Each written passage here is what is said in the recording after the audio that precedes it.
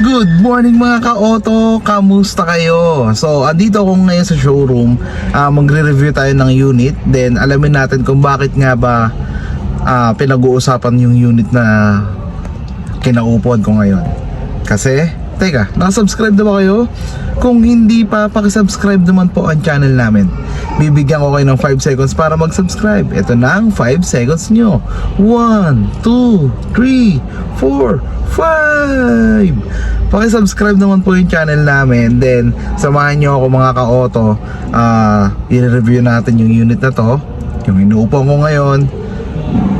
So tara, simulan natin yung video na yan after ng intro na to.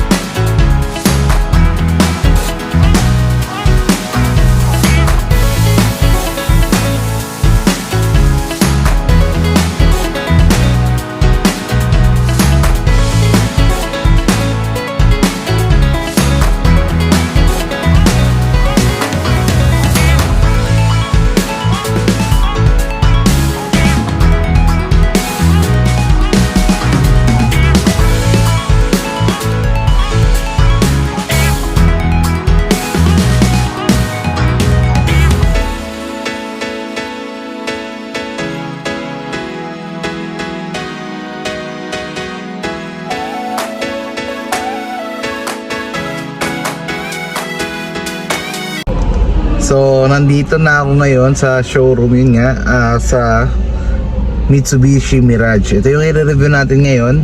Ito yung nakapost sa mga social media, sa Facebook, na 0 down, may at may, or 2 months free yung libre natin, 2 months. So pag nakuha mo to, ilalabas mo siya, then 2 months wala kang babayarang monthly kasi libre po iyon. So ito na ang Mitsubishi Mirage natin na laging kalaban ng Toyota Vios pagdating sa sedan. Yan. Kasi bakit? 0 down din, then free din yung 2 months. So alamin natin kung bakit nga ba. Kung ano yung mga pinagkaiba nito sa Vios. Okay, simulan natin sa gulong. Ang gulong nito ay 185/55 R15. So 15 inch yung mugs niya. Then yung ilaw, ito yung ilaw, halogen, then wala pa siyang fog light. Yan yung mukha ng Mitsubishi Mirage natin. Then puntahan naman natin yung engine.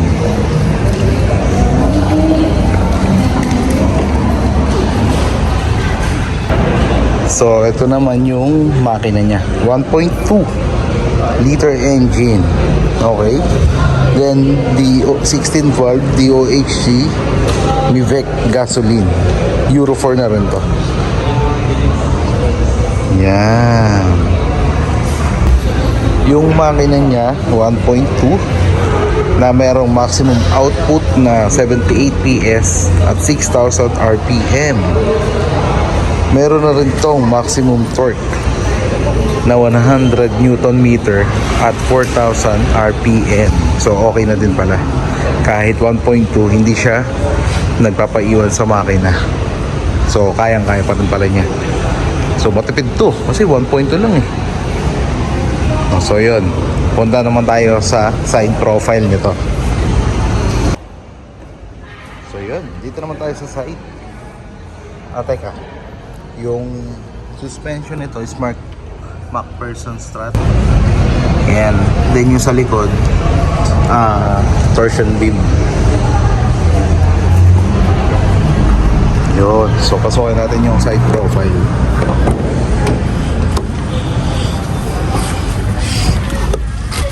Yung legroom nito mga ka-auto, ito medyo maluwag pa. May kalahating dangkal. Then, ito yung dashboard niya. Yan. Then, yung room height, ito. 1, 2, 3, 4, 5. So, ito yung room height niya. Maluwag pa rin, mataas pa rin. So, pwede to. Pang family, pang first car, pang business. Yan. So, pwede to. Kaya pala marami yung nakikitang Mirage. So, Vios. So, ito dalawa kasi yung sedan na to naglalaban sa kasi sila lang yung magkadikit halos ng presyo. 819 to, si Vios 902. So, malaki pala difference. Almost 100,000. Kaya pala mababang monthly nito. So, yun nga yung ginagamit nito sa pang Grab. Yan. Meron tayong dalawang airbags, isa sa passenger at isa sa driver. So yan. So mga ka-auto, pa-comment naman ng naka-Mirage dito. Pa-check naman, pa-comment naman kung gaano katipid ang Mitsubishi Mirage natin. Dito, ayan, may lagay ng documents ito. Then sa glove box ito, ayan. Ito lagay ng mga cards. Maraming cards pwede mo ilagay dito. So punta naman tayo sa likod. So dito na ako sa likod. Ito yung legroom. Okay, medyo isang dangkal. Ayan, halos isang dangkal pala. Tapos grip assist natin 1, 2, 3. Nag-grip assist dito sa Mirage G4 GLX. Then yung material na ginamit, ito fabric. So hindi siya leather. Even Vios hindi rin naman leather. So ayun, halos same sila. Then ayun, punta tayo sa likod. Tignan natin yung mga amenities nito. Alamin na rin natin yung dimension nito. So let's go. So ayan, nandito na tayo sa likod. Wala siyang pin type antenna. Pole type yung meron siya. Wala rin siyang backup camera at backup sensor. Pero meron siya nung skirt pala, yun. Rear skirt, so meron siya. Then, so puntahan natin yung dimension. Paano ba natin siya ipapark? Ang overall length ng Mirage ay 4,305mm. Ang overall width naman nito ay 1,670mm. Then, ang overall height nito is 1,515mm. So, yun yung dimension niya. 5-seater yung capacity nito. Then, puntahan naman natin yung driver's side. Check natin. So, pagpasok natin dito, nandito yung sa bintana. Then, left and right para magalaw mo yung side mirror mo. Then, ito yung pinaka-joystick niya para magalaw mo. Then, ito yung manibela niya. 3-spoke urethane. Yung tawag sa manibela niya. Meron na rin ditong buttons para sa Bluetooth. Ay, hindi. Para sa volume, mode. Yan. So, may Bluetooth din to na pwede mong i-drop yung call or sumagot ka ng tawag dito sa manibela. Yan, pwede. Punta naman tayo sa head unit ng Mirage GLX G4. Ang head unit niya ay 7-inch na meron na tong smartphone link. Yan. Meron na rin tayong Apple CarPlay dito at Android Auto, Bluetooth, FM, USB. Yan. Then aircon niya, manual po. Then meron tayo ditong car charger, USB. Then ito yung car charger. Yan. Dalawang lagayan ng cup holder. Ito yung shift gear natin. Yan. Park, reverse, neutral, drive. Tapos regular handbrake ito. Yun. So ayun mga ka-auto. Punta naman tayo sa safety features nito. So ayun, na-review na natin yung engine, yung interior, yung exterior. Teka, yung tire, spare tire. Check natin.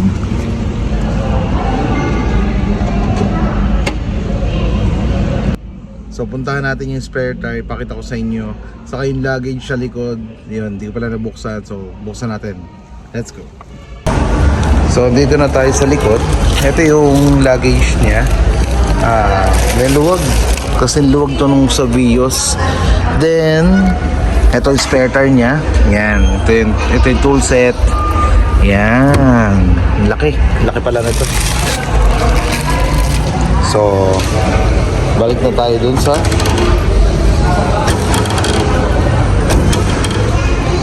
yan. Balik na tayo dito sa driver side. So ayun mga ka-auto, nasabi na natin halos lahat. Kung may nakalimutan man ako, mag-comment lang kayo below. Then pag-usapan natin yung mga dapat natin pag-usapan dito sa Mitsubishi Mirage. Ayun nga, kaya pala siya yung pinag-uusapan na bakit tumatalo kay Vios minsan. Kasi nga sa down payment, 0 down. As in 0, wala kang ilalabas. Then yung option 2, pwede kayo mamili. May option 2 na libre yung 2 months. Wala kayong babayaran sa monthly. After nyo ma-release, ipasok nyo sa business or sa family, hindi kayo magbabayad ng 2 months. Pero syempre, depende po yun sa bank approval. Lahat naman po yan nakadepende sa bank approval. So ayun mga ka-auto, kung medyo nabibitin kayo dito sa Mirage, message lang kayo, balikan natin. Habang andito ako, araw-araw naman to nandito sa showroom natin. So kapag kapag may mga approval kayo sa Vios or sa ibang brand, walang unit, gusto nyo ng 0 down, gusto nyo ng 2 months, andito lang po ang Mitsubishi Mirage. So yan, 3 Diamond. So message lang kayo sa akin, i-transfer natin yung approval nyo. Then kahit anong gusto nyong unit sa Mitsubishi, pwede. Expander, i-review natin next. Then L300, yun. So ayun mga ka-auto, kapag may kailangan kayong unit sa akin sa Mitsubishi, may requirement kayo ng Mitsubishi na unit, message nyo lang ako. Bibigyan ko kayo ng magandang deal. Hahanapan natin ng mas maganda pang deal. Kung magandang deal yung nakausap nyo, mas magandang deal yung i-offer ko sa inyo. So maraming salamat mga ka-auto. Araw-arawin natin yung review. Yun nga, minsan hindi ko lang magawa kasi busy. Pero bukas try ko mag-review ng Expander, then X-Force, Triton. Yan, dami nating i-review. Triton, tapos yung L300, yung truck, baka may requirements din kayo ng truck na Mitsubishi Canter, pag-uusapan din natin yun. Meron din kami dito sa showroom mga ka-auto. So ayun mga ka-auto, samahan nyo ako sa lahat ng journey namin. Huwag nyo po skip yung ads sa lahat samahan nyo po kami sa lahat ng video namin. Panuorin nyo po, huwag nyo po skip yung ads. So maraming salamat mga ka-auto. Mag-iingat po tayong lahat. Sana yung mga bagyo papasok ay wag nang pumasok. Manatili na lang sila sa labas ng Pilipinas. So maraming salamat po sa lahat ng OFW. Mag-ingat po kayong lahat. Ayun, sana po patuloy po kayo mag-subscribe at manood ng mga videos namin. God bless po sa ating lahat. Mag-ingat po tayong lahat. Bye!